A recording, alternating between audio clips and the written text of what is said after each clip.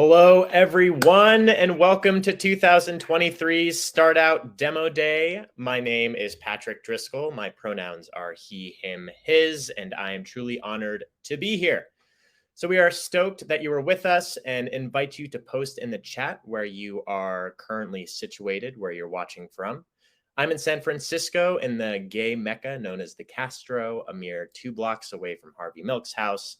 Special shout out to the StartOut Chicago Watch Party at 1871. And I'm absolutely thrilled to MC today's event, as StartOut is near and dear to my heart. I've been in the VC and startup ecosystem for almost a decade now, although it sometimes feels like it's been 7.5 lifetimes. StartOut was instrumental in introducing me to this wild tech world. And it's provided me access to amazing leaders, some game-changing founders, and mentors that I cherish to this day. My fund, Chasing Rainbows, owes StartOut immensely, as it's where myself and my business partner met when I emceed LA's Demo Day back in 2019, where he pitched actually as a founder. Truly, my career and the career of so many others would be drastically different and very limited if it had not been for the StartOut team and its amazing community. Also, discussing trends in investing, go-to-market strategies, complicated engineering methodologies, artificial intelligence, and even how to raise capital from egotistical VCs, which I can now say as a venture capitalist myself. All this is made infinitely easier, surrounded by rainbows and the wonderful queer community that StartOut has cultivated over the past decade plus. Now, a bit about StartOut before we get fully started. So StartOut accelerates the growth of the LGBTQ+ community to drive its economic empowerment, building a world where every LGBTQ+ entrepreneur has equal access to lead, succeed, and shape the workforce of the future. Over the past 12 years, StartOut's built a community of over 25,000 members, and individually supports nearly 400 entrepreneurs every single year. That's no small feat, folks. StartOut provides direct individual support through community events, one-on-one mentorship, one-on-one office hours with experts, and connections to a community of investors interested in investing into our wonderful community. StartOut also offers a 6-month accelerator program called the StartOut Growth Lab. Since its founding, the 56 graduated companies have raised more than $500 million in funding, $592 million to be exact, and created more than 3,400 amazing new jobs. Applications for the next Growth Lab open on May 15th, which, if you look on your calendars, is only 4 days away. So get your material ready and get it prepared for submission. For ecosystem builders and investors interested in supporting underestimated founders, we'd love to collaborate and provide access to a diverse pool of incredible founders like those you will see today. If you're interested in exploring how to work with us, feel free to reach out after the event. If you'd like to join the community, please visit www.startout.org. So now, Excel Events, thank you so much for this glorious platform that we all find ourselves in. If you're watching me, then congratulations, you've made it into the main stage. We're so glad you're here. All of today's presenters will take place right here on this platform, so you don't have to go anywhere. Everything is super easy and streamlined for you to use. Hopefully you've had a chance to set up your profile. If you haven't yet, go to the top right corner of your top right, I don't know where I'm pointing, where you see your name, check out the drop-down menu, and then click Edit Profile. Having more information in your profile will allow you to network with more like-minded individuals throughout our time together. There's also a chat function available to your right, which ideally you've seen folks post where they're calling in from. This is where you can meet and get to know your other attendees. You can even click on their names, invite them to a one-on-one chat or video chat, and find out more about each individual. On the left navigation bar, you can click on Networking Lounge to join our networking session after the presentations are over, as well as visit our founder and sponsor booths. The founders will be in the rooms during the judges' deliberation period and after the winners are announced. Keep scrolling down and you can visit the virtual booths from our generous sponsor. You can also learn a bit more about StartOut. If you want to chat individually with someone, just click on their name. Their profile will come up and you can either click Connect to connect with them or send them a direct message by clicking the chat bubble. You can also click the 3 dots and schedule a one-on-one meeting with them, which is a really cool function. I will say so myself. It's all really, really, really easy and fast and simple. And if you have any questions, just let us know in the chat. If you're still having trouble, click the chat bubble in the bottom right-hand corner or email info@startout.org. Now about polls. So polls play a big part in today's extravaganza. So Houston, we got polls. At the top of this page, next to the chat tab, polls will appear to vote for who you think should win at the end of the presentations. We'll also launch a poll during each Q&A to let us know if you'd like more information on the founder or if you want to connect with them. Please do not participate in the poll until prompted, and I'll be sure to make sure you know exactly when it's time. Just listen to me go. All right, now about our sponsors. So Demo Day would not be possible without the generous and continued support of our amazing sponsors. This year's sponsor, drumroll please, I'm sure you've seen it on the slides, is Amazon Web Services, AWS. You all know them, we all love them. And we'd love to have them come on stage and share why they're here today. So please join me in welcoming to the stage Ari Kalfayan from AWS and one of our Demo Day judges as well. A brief background on Ari: he spent his career supporting, mentoring, and investing in underrepresented founder startups. Ari's focus at AWS is on helping early-stage co-founders who are building machine learning startups accelerate their growth, technical development, and help them achieve product market fit. Ari is also an early-stage startup investor through his new syndication, Next Wave AI. Now, welcome, Ari. Love to hear from you. Hey folks, Ari Kalfayan. I'm on the startup BD team here at AWS. Anyone that's been on one of these last 3 years, we've been very lucky to be able to sponsor the Demo Day for the last 3 years running. And we're happy to be here. My team on the startup team here at AWS is filled with former founders, operators, and investors who just care about helping startup founders and eventually go back to running startups ourselves. Outside of my responsibilities of helping the top artificial intelligence and underrepresented startups here at AWS, I'm also a big wave surfer, big burner, and love helping out with nonprofits like StartOut. So grateful to be here. We're really proud of each of you and really excited to hear about all the cool startups that are presenting today and judge them. Thanks, folks. Really appreciate you having. Thank you so much, Ari, and we appreciate you being here too. Now, I'd like to take a moment to share about the other fantastic judges who have given their expertise to be with us today. I welcome you to get on camera and do a quick wave after your introduction, and then you can get off camera as well. So first off, we have Christian Tooley, who's an angel investor, venture scout, and startup advisor, and who's investing in providing deal flow and strategic consulting and board portfolio services. He's currently a senior manager at Bain & Company and is the founder of iCubed Investing. Thank you for being with us today, Christian. Awesome. Next up, we got Megan Kashner. Megan is co-founder of Colorful Capital, bringing capital support and community to enterprises with LGBTQIA+ founders and speakers. She's also clinical assistant professor and director of social impact at the Kellogg School of Management, helping Kellogg faculty, students, and alumni lead the way in blending economic, social, and environmental factors into management organizations and markets to deliver lasting benefits for society. Megan, it's so great to have you here at Demo Day. Now we have Patrick Chung, who's the managing general partner of X Fund. Prior to X Fund, Patrick was a partner at NEA and led the firm's consumer and seed investment practices. He is a director of 23andMe and Philo and led investments in Guideline, Halo Neuro, and Zumper, among others.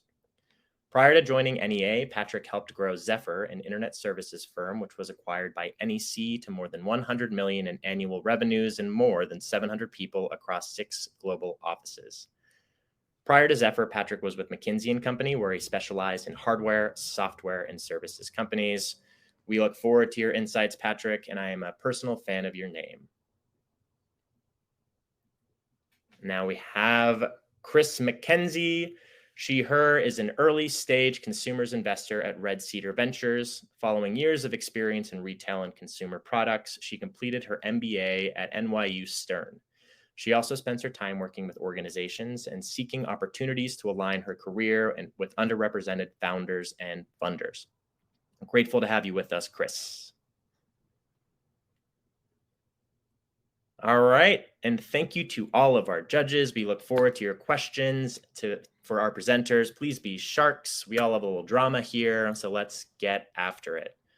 So now we got some amazing prizes to talk about. Aside from being recognized as a finalist for Demo Day, our top 3 winners will receive various prizes.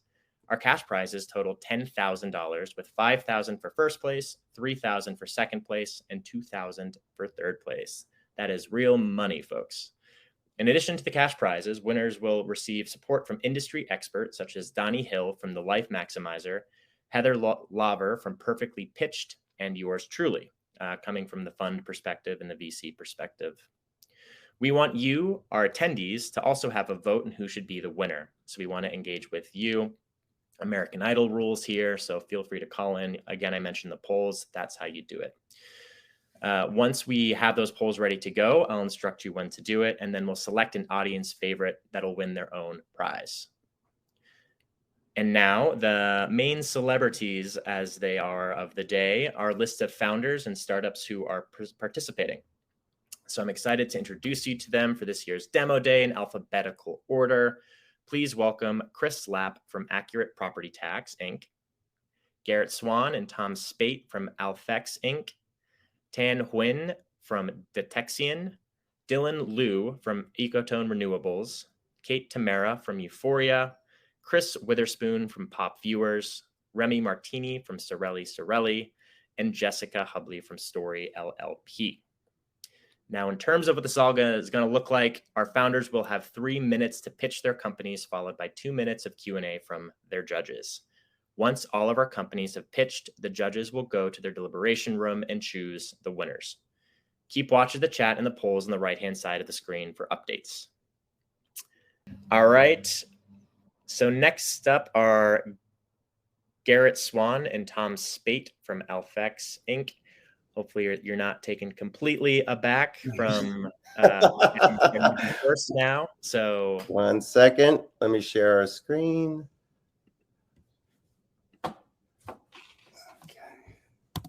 Can you see our screen? Yes, we can. Okay. Awesome. So, hi there. I'm Tom Spate, co-founder of Alfex, former CEO of To Exist, and former president of Calvin Klein Underwear. Hey guys, I'm Garrett Swan. I am the co-founder of Alfex as well, a modern men's brand engineered to help more men fit better, feel better, and be better. So we did a lot of research, conducted focus groups, and spoke to over 100 plus guys. And we've realized that underwear brands are missing the mark when it comes to fit. I mean, unless you're a perfect size medium, it's hard to find underwear that really fits comfortably. And consider this, men come in many shapes and sizes, with the average waist of an American man at 40 inches. And these men are ignored in the marketplace. So we've solved this problem in 3 unique ways, starting with product. All men are created equal, but their thighs aren't. So we are blowing up the industry standards with our 2-leg width system, which is modern and athletic, a first. So no more sizing up to fit large thighs. In fact, we created 130 styles, size, and color combinations, plus a personalized fit finder to help you find your perfect fit. And our development process is our second key differentiator. We offer extended sizes, but we also fit our garments on real men. We conduct wear tests before we ever commit to final production. And third, our culture. We ethically source and produce underwear made from 94% sustainable fabric. Plus, we ship our products in biodegradable packaging to help combat climate change. And we're redefining the alpha male, that the A in Alfex denotes change, or the X denotes change, and it's a chromosome that all people share, so we can feel more comfortable in our own skin and be better versions of ourselves. We also message body positivity by proudly showcasing men of all shapes and sizes, and we never Photoshop their bodies. So the market is big and growing, and it's fueled by millennial and Gen Z consumers who shop online for new brands and fabrications and are willing to spend more on them. And our concept is thriving at over 60K in revenue to date, and we're not stopping there. Our KPIs are strong, and they're growing year over year. And what's even more exciting is our unique selling proposition, the athletic leg fit, represents 40% of our sales. He gets it. In fact, we are a global brand. We've sold to over 29 countries in our first year. Thanks, Instagram. And our 5-star reviews from verified customers proves he's loving Alphex. Our model is DTC, but our gross profit will allow us to enter the channels down the road, other channels down the road. We are laser focused on our marketing spend.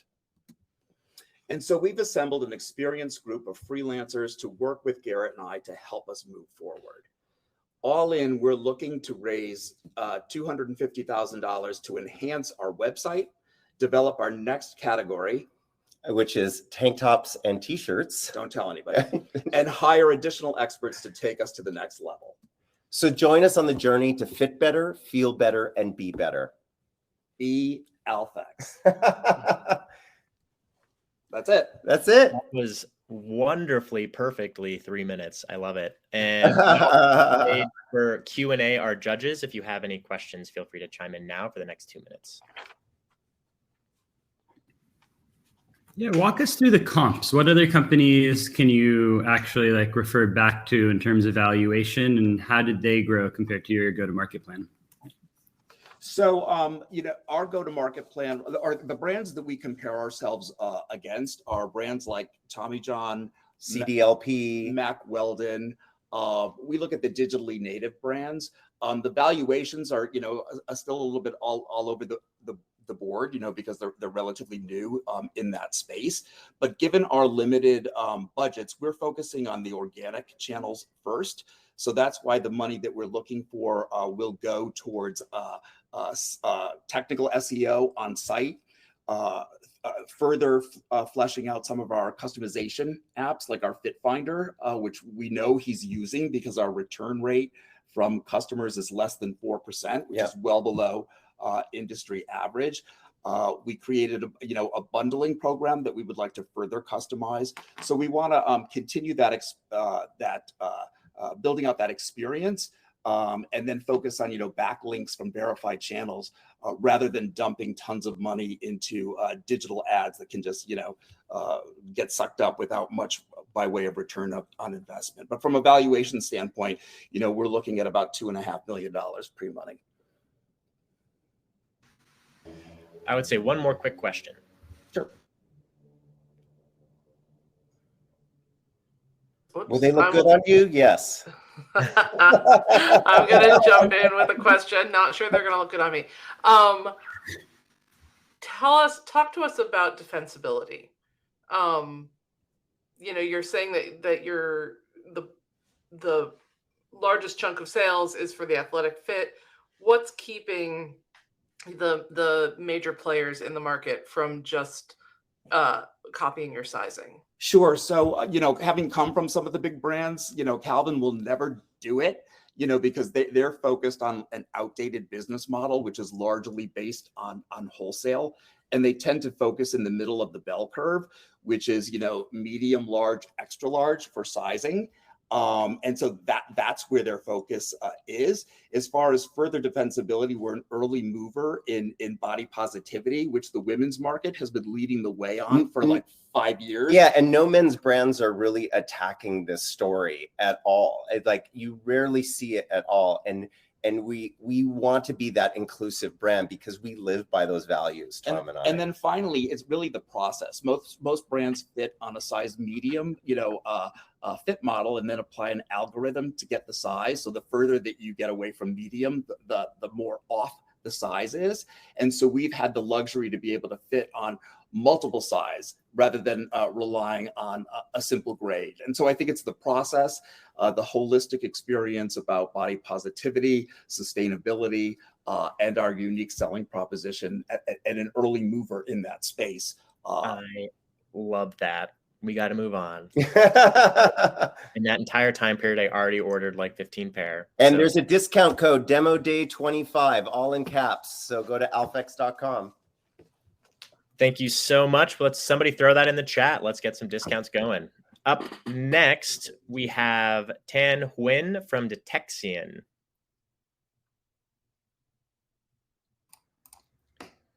Here I am. Hey, Tan, we can see you. That's a good start. Okay, can you see my screen? Yes, we can. Good to go. Hi, everyone. My name is Tan, pronounced he, his. I'm the CEO and co-founder of Detection, and we help organizations eliminate security blind spots in software as a service, also known as SaaS, such as these. Do you know how many SaaS apps an average organization has? And do you know how many are not within IT control? Many unsanctioned apps have access to staff's emails and files, and some to admin rights, which make them time bombs for data breaches. Security visibility is very costly to obtain at modern workplaces, where it's actually the business users that procure and manage most of the apps, not IT. And because of that, it takes IT and security teams months to account for apps that people use. And the lack of staffing means that risks often get overlooked. You can outsource operations, but you cannot outsource risk. So Detection is a simple and effective visibility platform. Our smart discovery tech continuously discovers unsanctioned apps. And if those apps have risky access to corporate data, it tells you areas of risk that you need to prioritize work on, such as unauthorized users and unsecured accounts. And it consolidates security insights from multiple SaaS ecosystems, Microsoft, Google, Salesforce, and many others. We are a one-stop shop for continuous assurance, with notified by exception and a system of record for progress and audit. Target customers are mid-market companies between 300 to 2,000 information workers in knowledge-intensive industries with lean IT and security teams. We leverage our smart discovery tech as freemium to generate leads from which we upsell features that reduce risk and save money for our customers. We have helped detect over 50,000 misconfigurations, 10,000 unique apps, and 2,000 business email compromise risks. And we're nearly $250,000 in revenue and now raising our seed round. My experienced team is a unique blend of business, security, and product development. We have customers vouching for us from all over the world. And prolific angels such as Ravi and Sekar, who built and exited successful security companies and who back us for building smart technologies. Please get in touch if you're interested in our solution or our capital raise. Amazing. And now we'll ask for the judges to ask their questions.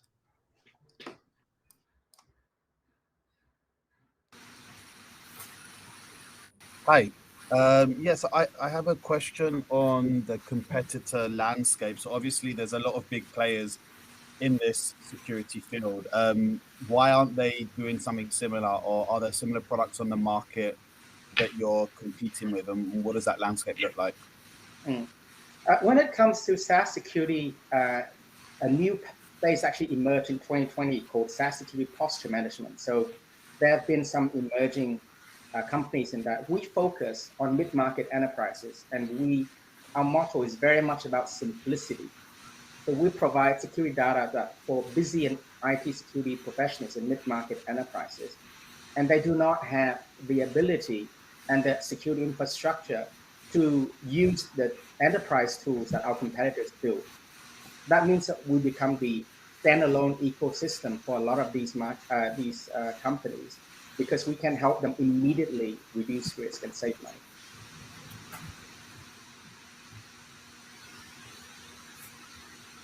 One more question.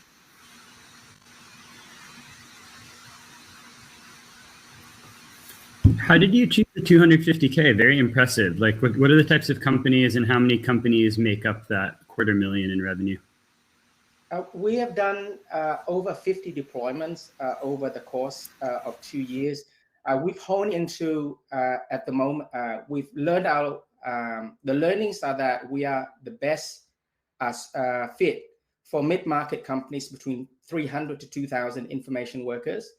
The average contract value anywhere is between $18,000 to $30,000.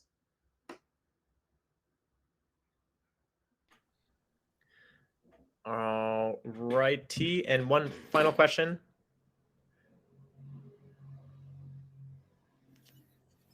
I have a quick question. Yes, Megan. the way that your platform works, and I know that it will continue to evolve, Yeah. you're trying to prevent, and decrease risk. Is there any piece of your solution that helps an enterprise when a risk has become realized? Oh, absolutely. So we are a detection platform. Most of the times breaches already have happened in some way. For example, people have shared an external file, a file externally, or people have turned off multi-factor authentication for certain accounts. So before they become real issues for customers, we detect and we notify those risks. And we help them remediate those risks in a priority order, so that they know, so that they can protect themselves. So first and foremost is helping people understand the apps that staff have brought to the organization that have then consented to mailbox and calendars access. So those are akin to business email compromise risk. So before they become big issues, we help identify and stop them. Fantastic. Thank you so much, Tan and the judges, for your questions. And now we have Dylan Liu from Ecotone Renewables. So come on down, Dylan.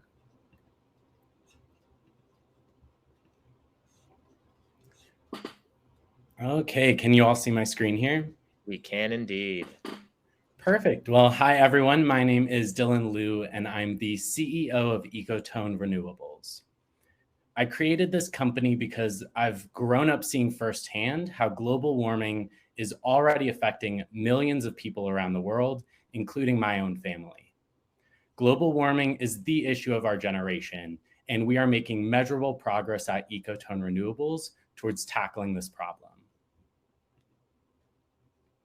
More specifically, we're addressing the $2.6 trillion annual cost of food waste to both businesses and consumers, and turning it into an opportunity. On the impact side, food waste emits over 8% of global greenhouse gas emissions, which for reference is more than all airline industries combined. The problem is huge, and our solution is intentionally sized to solve it. The patent-pending Zeus fits in a neat 8 by 20 foot shipping container and fits perfectly right next to a restaurant, commercial kitchen, and apartment building. 12 tons a year of food waste is processed through a trash chute, and 50 gallons a week of our signature soil sauce organic fertilizer comes out for us to sell in large-scale B2B contracts to local farmers. We have already developed a financing partnership with K2 Capital to finance this hardware and maintain a light CapEx growth trajectory with a 12-month system payback period for us. This is all while providing immediate monthly waste hauling savings for our customers. We are already generating revenue with 4 systems up and running across state lines with multiple commercial customers, including Dunkin' Donuts, the Pittsburgh Airport, Highmark Health, and the city of Pittsburgh itself. We are currently oversubscribed on Zeus digesters with 10 additional systems requested and are raising capital to meet this customer demand. My background is in material science and engineering with career experience working for NASA and GE Renewables, solving and managing entire fleets of hardware systems. Our united and focused team includes Kyle, our COO, Elliot, our CFO with experience managing $6.9 billion in client portfolios, and our board of directors who are successful serial entrepreneurs with experience growing companies now valued over $5 billion. Our goal over the next 18 months is to focus on expanded revenue generation up to $2 million by the end of 2024. Plotted here in blue is the number of Zeus systems alongside revenue generation in green. We are currently raising a $2 million seed round to meet growing customer demand and continue to grow our existing revenue streams, all while unlocking debt financing. Thank you for listening. Please use the QR code to book a one-on-one meeting directly with me, and please vote for us to help turn the food waste of today into the nutrients of tomorrow. Thank you so much, Dylan. As somebody from Pittsburgh, I love to see all the Pittsburgh references. Let's pass it off to the judges. All right, I have a question for you. Great presentation, by the way. Logistically, how do, I assume this is outside of like a restaurant's normal operating procedures to put food waste in something that they've rented out? So is this something that only someone with like a large space for this receptacle can have? Like, I'm assuming you can't have one in Manhattan. And also, like, what steps do I have to take to be able to put it in this receptacle? Like, do I need certain treatments, so chemicals? Like, what does that look like? Yeah, happy to walk through that, and thank you for the question. We process all types of food waste, and the user experience is basically collecting your food waste in a bucket, walk up to the side of the shipping container. There's an external trash chute that you can just dump your bucket right in and walk back to the restaurant or kitchen with your empty bucket to start refilling. And in terms of the size requirements, so it is an 8 by 20 foot blueprint, and it does limit us in potential customers, but it actually does help focus my sales team. So we actually use Google Maps to basically figure out, as we're reaching out to potential customers, if they have space to actually fit one of these systems. So that's our first criteria when doing sales outreach. Awesome, thanks. And Dylan, you said you're going to go from 2 to 20 this year and 20 to 200, and you're raising $2 million. How much more capital are you going to need to deploy 200 systems next year? The manufacturing cost of each system is about $50,000. But as I mentioned, we've actually developed a financing partnership with K2 Capital. And so what this does is, as soon as we deploy a system for our customers, they actually finance that 3 to 5 year waste processing contract for us. And so we actually get an upfront check for that we can plow right back into manufacturing. Thank you. All right. I've got Thank a you question. so much. Quick question. Are you going to cut me off? Let's move on to the next founder. We could potentially do the question in the breakout room. Thanks, everyone. Thanks, Dylan. Ian's got downtown and that's Pittsburghese for those that know. Next up, we have Kate Tamara from Euphoria.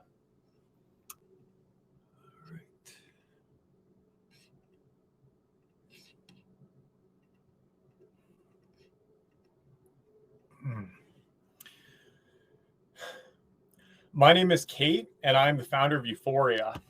Since our founding in April of 2019, we've amassed almost 100,000 users focusing exclusively on transgender people. But it's recently come to us that our services would be equally valuable to another valuable and worthy population. Our transgender customers and those that are victims or survivors of domestic violence have the same needs. They need an ultra-secure banking experience, ways to spend the money they've accrued, and tools to plan for the purchases that matter most, whether that's gender-affirming surgery or escaping a violent household. This is a massive problem, and these numbers are likely a significant undercount of the full scope of this problem. And adding to the starkness of this equation, 1 out of 7 of these individuals will be murdered by their abusive partner. I bring my own lived experience to this venture. I have been dealt the unimaginable violence, and I am on a mission to make sure that no one has to waste away in their own various hells. And with domestic violence comes financial abuse in 99% of cases. And attached to that are some heinous metrics, such as $8.3 billion lost in the US per year, and a heartbreaking 21 to 60% of survivors will lose their job. What we've done is created a beautiful and calming mobile banking experience, a debit card that affirms our customers and allows them to have a name irrespective of if that's their legal identity, and our time back algorithm that takes incremental units of cash back and turns them into meaningful hours of hope and progress towards their most pressing financial goals. Within Bliss is a goal library of information to help our customers approximate these major costs and take actionable steps moving forward. We've helped our customers accomplish over 500,000 significant goals to date. And with the help of our AI system, Serenity, we'll be expanding our content library to over 10 million words by the end of the year. Bliss is incredibly secure, tested by some of the best, including state-sponsored hackers from Russia. We've never faced a data breach. And the app does not have joint accounts, meaning that it is immune to financial monitoring. My team is decorated and tested multiple accelerator programs, and our work has been featured in Google Play 4 times. This is an impact venture, but we can absolutely get an asymmetrical return through our debit card interchange revenue, our membership program, and our emerging emergency loans product. We're raising $3 million. We have minimum investor requirements, and we've raised $500,000 in pre-seed from notable investors such as Chelsea Clinton and Andy Dunn. I am on a mission to ensure that no one else is ever lost to the fire. Thank you so much, Kate. That was amazing. And now we'll open it up to questions. Just wanted to say thank you for your work. That's amazing. And thanks for being part of the Impact Accelerator too. Yeah.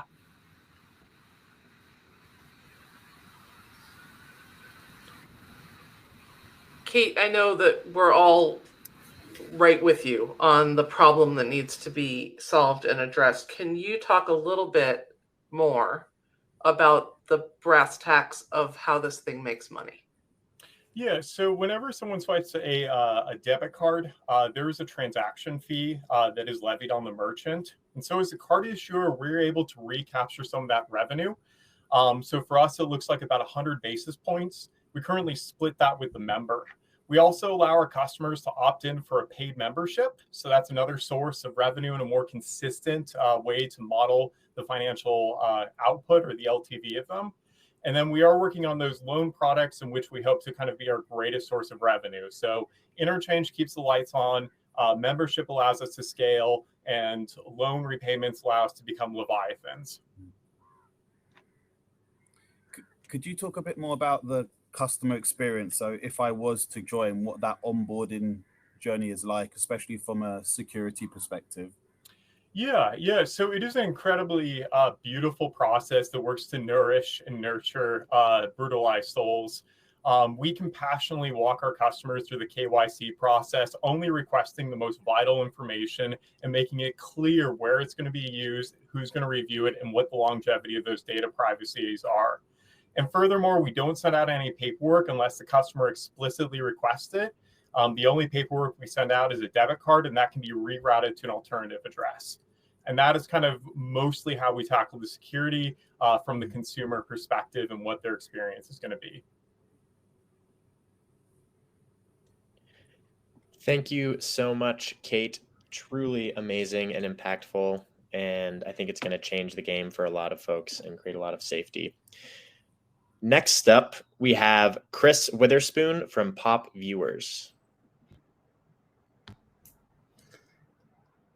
Hey, you guys. Thank you again for having me. I'm so honored to have this opportunity.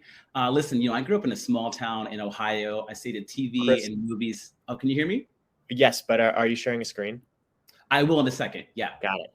I wanted to talk first. Yeah, I grew up in a small town in Ohio, and I say the TV and movies, they really helped raise me.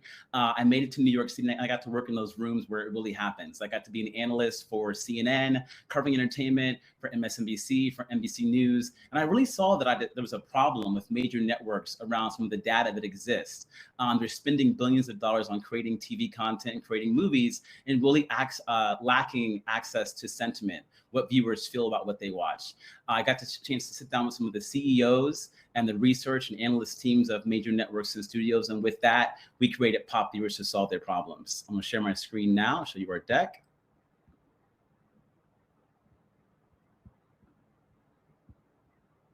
Entire screen. There we go. Bear with me 1 second.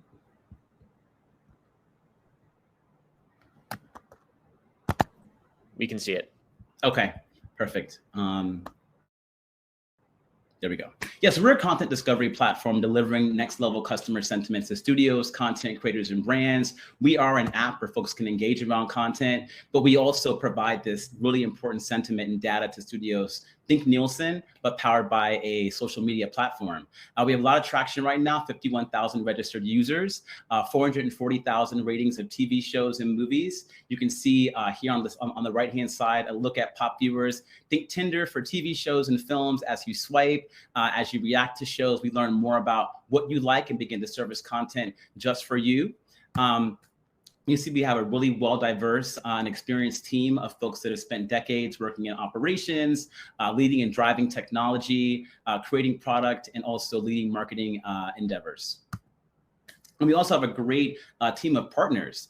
Steve Harvey, who has an overall deal with ABC, has connected us to several executives at ABC to talk about partnerships and really helping solving their pain points with Nielsen and other competitors.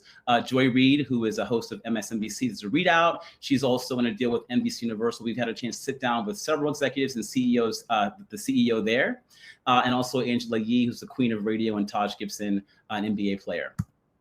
And you can see here some of the legacy ratings tools that exist, like Nielsen, IMDb, Rotten Tomatoes, and some of the data tools for research and social listening tools. You know, Pop Viewers is all those things in one. And again, we are different than them because we are powered by a social network of real people, of real users who are engaging around content. And we were looking at a projected market size of $1 billion with a growth path to $111 million over a 5-year window. We're going to do that by 2 ways. One of them will be with our B2B subscribers who are subscribing to our data analytics platform, very similar to Nielsen, and also with our B2C advertisers who are coming to Pop Viewers to really tackle or tap into a unique audience of folks that are engaging just around TV shows and films. And with our $2 million funding that we're raising right now at a $9 million valuation, we're going to add some really cool consumer product features. We've learned from our users what they're looking for in the experience. We're going to tackle that and also launch a loyalty and an engagement rewards program. So you'll begin getting points for engaging on the Pop Viewers platform, deploy marketing and growth strategies, expand our team, launch our Android, because we are just now an iOS app, and then launch and scale our B2B data analytics platform. And we've been talking to several studios and have folks that are waiting for us to get this ready so they can subscribe. And with that, I think I'm at time. Thank you so much. This is so cool. And I love your endorsements. So pass it off to the judges for some questions. I have some questions. Hey, Chris, great presentation. Thank you. So I'm a type of person who spends more time scrolling to find shows to watch than actually watching shows. So would this fix my problem? Yes. Listen, we're able to learn more about who you are, but as you scroll on us, as you're swiping, as you're looking through content, swiping right, saying you like this or adding it to your watch list, we're getting all that data and learning about you. And we're also going to begin implementing AI into our data. So we'll really be able to begin generating ideas and stories around content that's just for you. Okay. And so my next question is for your go-to-market strategy. I know you have other celebs that are lined up to kind of be spokespersons for this, but like what else do you have to kind of help with customer adoption? Because I assume, you know, there's only so much they can do from social media. Yeah, so I mentioned that we sat down with some big executives at different networks and studios. We're talking to NBC Universal and the Peacock team about beginning to have QR codes so that as people are watching shows on Peacock or on Netflix, they'll be able to come to Pop Viewers, leave reactions, rate the content, and more importantly, we'll begin funneling those analytics around viewer sentiment to these studios who are lacking this. They don't have access to understand why people are watching shows like Succession or Queen Charlotte. Okay. Thanks. Mm-hmm. Thank you, Chris, so much. We got to move on to the next amazing founder. What a great presentation. And next up is Remy Martini from Sorelli. Hi, everyone. Hey, so we can see you. Yes, and you should be able to see my presentation. Perfect. You're good to go. Hi, this is Remy. I'm French, but based in the amazing Mexico City. We launched Starelli, next gen of fashion and cosmetics products at the end of 2021 with my co-founder, Anna Sarelli. She's one of the biggest influencer, top #1 for fashion and premium beauty in Mexico. She has more than 5 million followers, and she's our creative for the brand. And our vision is clear. We are the first ever affordable luxury brand focused on the Hispanic Gen Z demographic.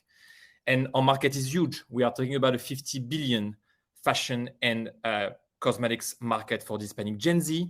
And as you can see, there is a big opportunity for us to expand to the US. And we are small, but in only 1 year, we are already the #1 Mexican premium brand in sales. And we are filling a clear space in the Mexico and local ecosystem with our unique affordable luxury positioning. But there is a problem that we are solving. Today, the biggest fashion and beauty player are not fulfilling the Gen Z expectation. Why? Because Gen Z are looking for genderless products and there's no offer. Gen Z are attracted by the code of luxury brands, but they are not capable to pay for the luxury prices. Gen Z are looking to be involved in the product development process, and Gen Z are looking for more transparency from the brand, and naturally came our unique solution. We are the first brand to sell genderless product across all categories, offering the best quality at a better price, working with only luxury factories, but selling those products 3 times cheaper. What makes us also unique is that we co-create all of our product with the audience. We are digital survey on social media, and we don't launch anything without at least getting 100,000 positive answers on launching before launching anything.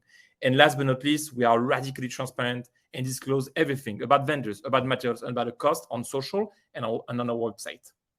That makes it scalable, tech-enabled, and data-driven. We are a content and selling machine. We actually partner with our own clients and customers, ask them to create content for us, and they get a commission on sales. We also, on top of the co-creation, partner with AI-driven solution to anticipate our sales forecast, and we have payback on any purchase thanks to our $20 CAC.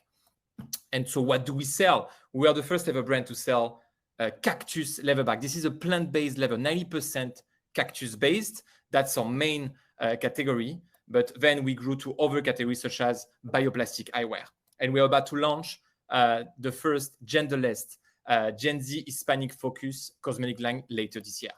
In terms of traction, we reached $1 million in sales last year, and we're on track to reach $3 million this year, 90% done on our own website with an AOV of almost $200. Retention, same, 40% of our clients every month are actually returning customers, and the AOV increase with those clients. And last but not least, we are closing right now our first round of fundraising, $1 million pre-seed. We already have 700,000 raised, and we do hope that you guys will join our amazing team of cheerleaders and investors. Thank you so much. Thank you, Remy. Allons-y. We'll open it up to the questions. That's my only French. I'm sorry, that's all you get. Thank you. Remy, I have a question about how the Gen Z customers interact with the brand and help you come up with the collections. Like, can you give me some examples of how that works? Yes, on average, we do 3 series of co-creation. We test first. We have a big audience, 5 million people in total between the audience of Anna Sarili, our co-founder, and our own social, where we have more than 300,000 followers in total. We start by testing any new trends. Once we see that the trend is positive, we go to 3D renders and then test everything about the renders with the audience through basic forms on social media. And then once we get to final prototype, we finalize the product, asking all of the features to the clients. And with those 3 series of co-creation on social media, we at least gather 100,000 positive insights on each product. Great. Thanks. Thank you. One more quick question. Can you tell us about the competition, specifically competition with brands who also invite co-creation? I would say that there is no direct competition that sells beauty and premium beauty and fashion product for Hispanic Gen Z so far. But that's true that our brand is inspired with a lot of brands. For example, Salve in Brazil, which is a big brand known for co-creation. Obviously, Everlane with the radical transparency, or Bim by Lola, for example, for the positioning. But I would say that we have not a direct competitor right now, and we do hope after this year to raise another round of seed capital, much more aggressive later this year, to go and expand to the US and challenge directly Glossier, Everlane, or Skims with our unique Gen Z Hispanic version. Thank you so much, Remy. I'm also jealous of your Mexico City life. I lived there for 3 years. I want to get back, and hopefully we can hang out. So next up is Jessica Hubley for Story LLP. All right. Screen up. Alrighty, so my name is Jessica Hubley, and after spending the last 15 years as the primary lawyer for hundreds of startups, I have learned a key lesson. Founders who are not lucky enough to have lawyer friends to help them translate legalese for free face far higher costs in money and time and much more pain to get a company going, even if they're the most talented founders I know. This lack of lawyer friends occurs because of the same systemic barriers that make it harder for founders to raise funding, get equal opportunity, get equal respect. And this probably doesn't surprise you, but it might surprise you to hear that historically underrepresented lawyers face a strikingly similar problem. So I founded Story LLP to help underestimated lawyers and clients cooperate to get what they deserve. Because today, of the folks who could use a lawyer's help for themselves or their business, only about 30% ever even try to reach one.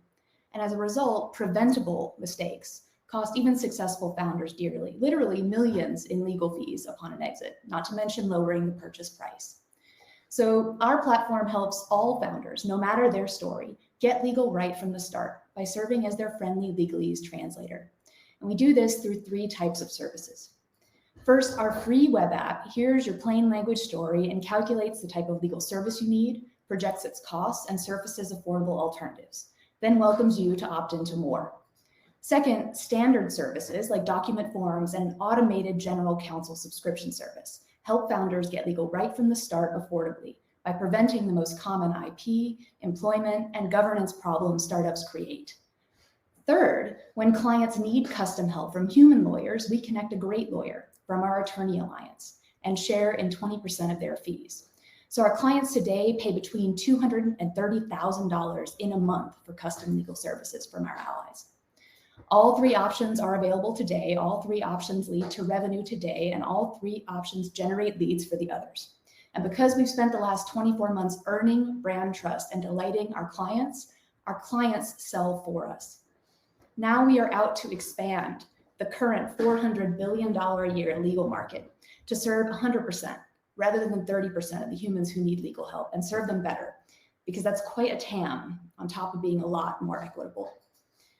I am Story's first software engineer. I've led or built about 40 software products, and I bring a proprietary legal AI model designed based on my experience doing all of these jobs. So if you want to join us, here are a few ways you can do it. We even support 501c3 tax-deductible subscription sponsorships, for example, for the underestimated founders who presented here today. But hey, if you are just an investor who likes seeing your for-profit portfolio companies net an extra $1 million or more from their exits, avoid painful distractions along the way, and spend your money on growth instead of unnecessary legal fees, we can help you with that too. Thanks for listening. Look forward to your questions. Thank you so much. I'll pass it off to the investors. This is so useful. Hey, Jessica, this is Patrick. Great presentation. So am I understanding correctly that the first 2 levels besides the custom one is totally automated? They are totally automated to the extent that these all happen on the back end, right? So the user's interaction is fully automated. The standard services right now operate through a dedicated inbox. So all a founder has to do is email or CC that inbox with a trigger word like hire employee.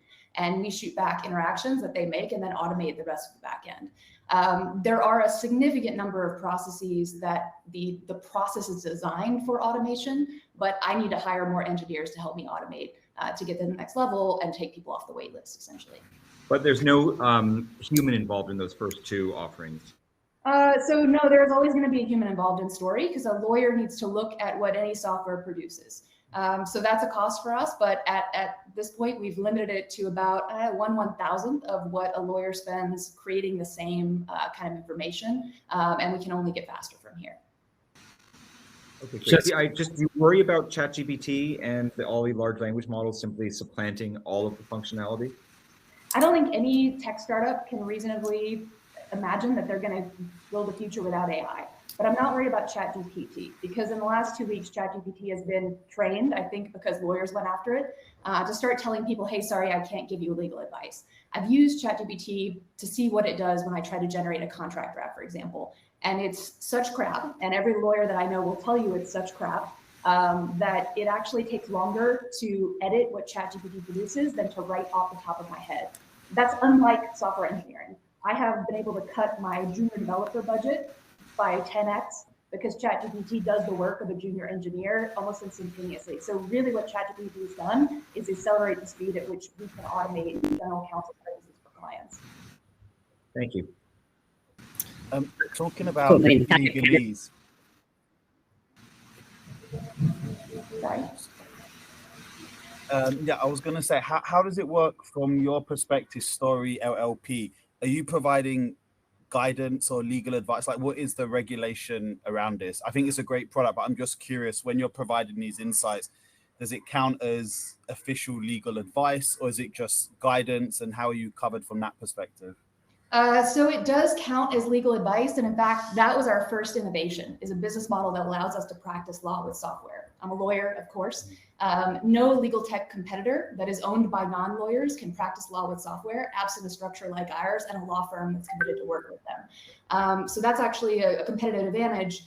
Every other legal tech competitor that you can imagine is limited in that spot. And they're basically scaling the problems with broken system. As a result, we can integrate with them, but let's be honest, most of the technologies that they've created are commoditized, right? Marketplaces, document generators, they're PDF fillers. They are not determining what the right words and the right contract form for a client's unique circumstances should be, and that's something that we can do. Thank you so much. That was great, Jessica. I get so many questions from founders all the time. This is super useful around legal issues. So now we are going to go back to the beginning. So Chris Lapp from Accurate Property Tax, if you come back to stage. I'm back. I think they have my deck. I don't know how they're going to exactly share it. Alex, can you jump in and help? I've been told in the secret back webs that someone will be sharing your deck. Perfect. Okay. Okay, great. So are we ready to go? You are good to go. Okay, let's go back to the first slide. I'm Christopher Lapp. He, him are my pronouns, and I am the founder and co-CEO of Accurate Property Tax. Been in the mortgage lending space for over 30 years, and we come across a problem. And Camille came to see us, and she said, I want to buy a house for me and my son. What do I need to do? She had 2 jobs. She got together her credit report, her taxes, her pay stubs, and let's go to the next slide. Right when she was ready to go, her file got denied. Did you know, and this is really remarkable, this is really a remarkable statistic, that underwriters, loan officers, processors, and escrow people have to guess what your property tax bill is going to be before you buy the house. Think about that. We know FICO scores, we know income, we know bank statements, we know debt, we know all that stuff. But in a $2 trillion market, we're still guessing in 2023 what the property tax bill will be. So how does this affect the buyer? 17% of all applications are turned down, and that's pretty consistent through the years. However, 38% of those are Black, Brown, LGBTQ, and underserved communities. Think about that. How this guessing works, it disproportionately, disproportionately is more severe for the underserved community. Let's put it that way and go to the next slide. On the other side of the coin, the banks have a bigger problem too. Every time they see an application come in, if you could believe this, they spend $12,450 per loan application. Think about that. There's generally between 8 and 19 million loan applications a year. So last year they spent over $26 billion on applications that didn't go anywhere. And they also lost 7 million hours in employee salaries. Next slide.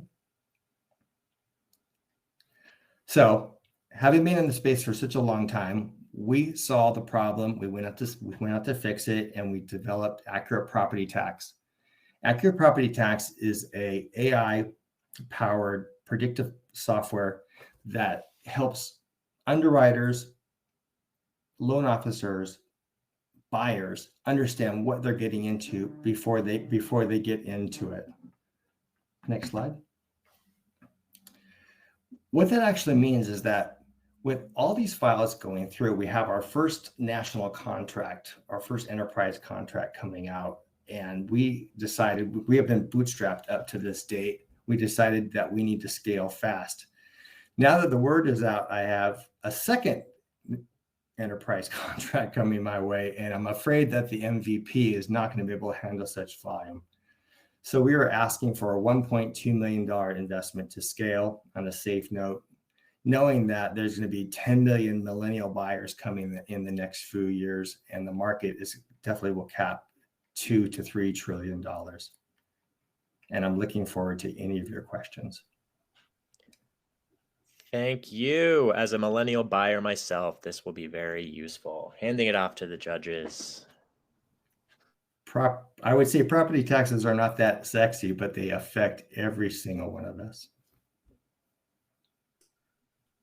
Can you talk about what this looks like at scale? I can imagine this being baked into, financial services lenders' tech stacks. I can imagine it being baked into Zillow. Where do you think the path is? The original software was developed for Fannie Mae, Freddie Mac, and we're continuing those conversations. Those are government-sponsored entities or enterprises, and they have a very long fuse. However, 5 to 6 million loan applications go through them directly, and we built our software, our API, to just merge or marry right into their loan application. That's part one. Part two, we definitely see a Zillow or a Realtor.com or something like that using this as a white label in the background. And if you could believe, on Fannie Mae's website, they say 1% tax rate for the entire United States, which is 100% wrong. Freddie Mac says contact your real estate agent, which is even crazier. And so we're definitely just moving up and building ourselves into, there's 180 something loan origination software companies. And the two contracts that are coming, one is from a title company and the other one is from a huge lender. So we're going to be merging right into their systems behind the scenes. It works just like a credit report. All right, that is the time. So thank you so much. We got it figured out. I'll be in touch soon when I'm looking at houses. So this is super useful for me specifically. And I love when that happens as an MC. Now we have our deliberation time. So thank you again, founders, for all of those amazing pitches. Judges, now it's time. We're going to be sending you all to a deliberation room where you're going to work with your liaison to choose the year's winners. We'll also be bringing up a poll now where you, the audience, can vote for your favorite pitch of the night. So hopefully you were taking diligent notes. You've remembered all of the pitches. And if you have any questions, feel free to ask them in the chat. So vote for the winner in the bottom left-hand part of the screen. Hopefully I'm pointing to it either there or there. And get to it. So we'll regroup in about 10 minutes and announce the winners. This is the exciting part of this event. I am so thrilled. Welcome back. Hopefully everyone took a nap because of how stressed they were, and now they're ready to hear. And now you probably want me to shut up and get to the exciting part of demo day, which is the winner announcement. So our judges took time to deliberate together to review the pitches, their notes, and decide this year's winners. So without further ado, drum roll, please. First up, we have the Audience Choice Award, and the winner is Euphoria. Dun, dun, dun, dun, dun. Get it, Euphoria. Our third place winner is, drum roll, please, Euphoria. So congratulations, Euphoria, again for winning both the Audience Choice Award and the third place spot. Second place is Sorelli. Super stoked about that. And finally, this year's Demo Day first place winner goes to, check watch, look at screen, Story LLP. Woo! So many congratulations to all of you for pitching and making it this far. For those that don't know, it's hyper competitive to even pitch at StartOut's Demo Day. StartOut team will be in touch with our winners for their respective prizes. And now a quick closing and networking time. I truly have had such a fantastic and amazing time emceeing for you all tonight.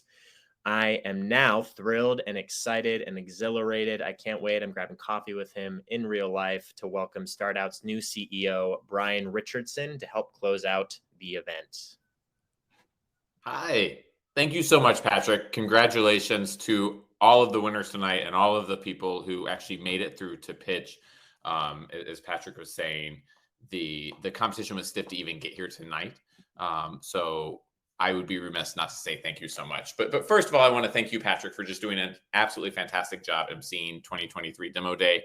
None of this would have been possible without you tonight. I think a lot of us know, or a lot of folks know, how hard it is to MC on stage compared with emceeing in your living room, even with a tool like Excel Events. So I want to thank you, Patrick. I also want to thank our incredible partners at AWS for not just talking the talk when it comes to equity and opportunities for queer people, but also walking the walk by sponsoring today's event and really helping Demo Day be the success that it is. Also, thank you to all of our presenters and our judges for all the great work that happened tonight. I am glad I was not a judge because I could not have made that very difficult decision. But especially, I want to thank all the founders. Each of y'all presented a tremendous pitch today. I am especially so impressed by the scope and the diversity of the businesses that our community is changing. You're all solving real problems. You are identifying new or untapped marketplaces, and you're making a difference. It's clear queer entrepreneurs can make a difference, and that's why we need opportunities like Demo Day to make sure our voices are heard and that we can support one another. I also want to thank everyone for joining the audience tonight and cheering everyone on. If you're like Patrick, who's attended so many Demo Days before, or you're like me, and this is actually your very first Demo Day, you're part of the StartOut family now and part of the queer entrepreneur ecosystem. And when I say family, that's a really true thing. A family exists for queer entrepreneurs.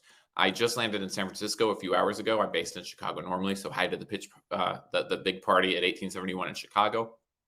But I was excited to come to San Francisco because we have a reunion of our Smart Growth Lab just this weekend, where entrepreneurs who've gone through our accelerator lab, who've made pitches and landed pitches just like tonight multiple times and turning their businesses ideas into reality. They're all coming back together to share their growth and their learning. And because I want to support queer entrepreneurs, I actually booked the room where I'm staying tonight via Mr. B&B, which was founded by a former StartOut board member. I picked a spot that looked good, was in the right location for me, and was a good price point because we are a nonprofit. But it turns out that after I connected to the host and they accepted my reservation request, the host is actually a StartOut Growth Lab alum too. Gabrielle launched Renegade.bio for science and health and is doing great work, and is actually not here because he is in Palm Springs this weekend making more pitches and doing more work for his company that's a StartOut Growth Lab and another queer-led company. And I realized when I got here and realized all of these connections with StartOut and queer entrepreneurs, that that's really what we're all about, helping queer people turn their ideas into reality. And today's presenters are incredible and also just the tip of what we've been able to do. So it's like the old adage, we're queer and we're everywhere, but we're also open for business and we're ready to work together. So if you want to help out queer entrepreneurs like you heard tonight, please consider making a donation to StartOut. You can go to startout.org/donate or by scanning the QR code in the booth.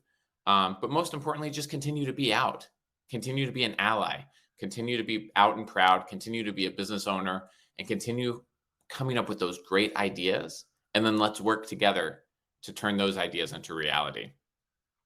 So as a reminder, our networking rooms are open.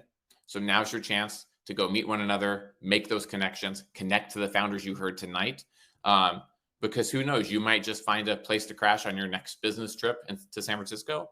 Or you might find that co-founder that will help you turn your idea into a reality too. So thank you everyone for joining us tonight. Thank you, Patrick, for hosting, and congratulations to our winners. Thank you all so much, and we'll see you next time.